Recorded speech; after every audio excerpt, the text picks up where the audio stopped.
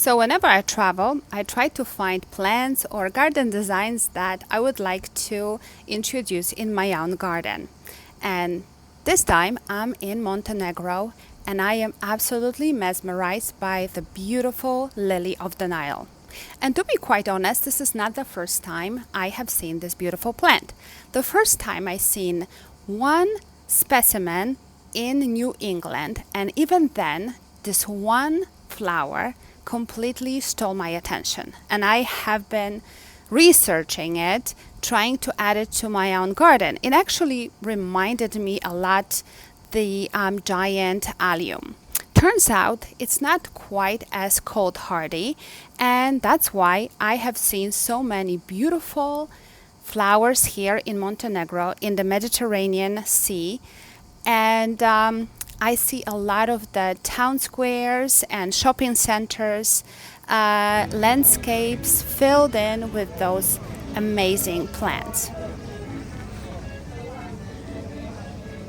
So, lily of the Nile, or the Agapanthus, is, specifically the variety I see here is the giant lily of the Nile.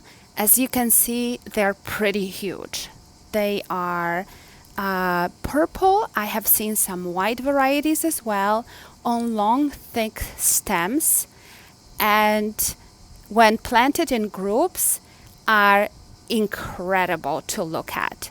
The foliage itself is also quite beautiful, which makes it in fact a really nice houseplant.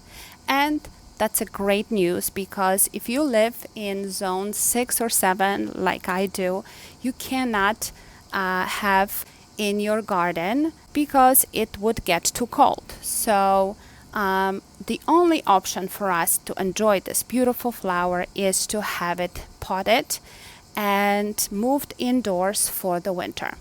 Now there are two types of lily of the Nile. There is a deciduous plant which will die down in the fall, and those you can overwinter in your basement, in a garage, or the evergreen or semi-evergreen plants that you can treat like houseplants. Put them indoors for the winter, somewhere in a sunny location, and they will look beautiful as a houseplant until you're ready to move it outdoor on your patio or your balcony, and then hopefully enjoy those beautiful flowers later in the summer or early fall.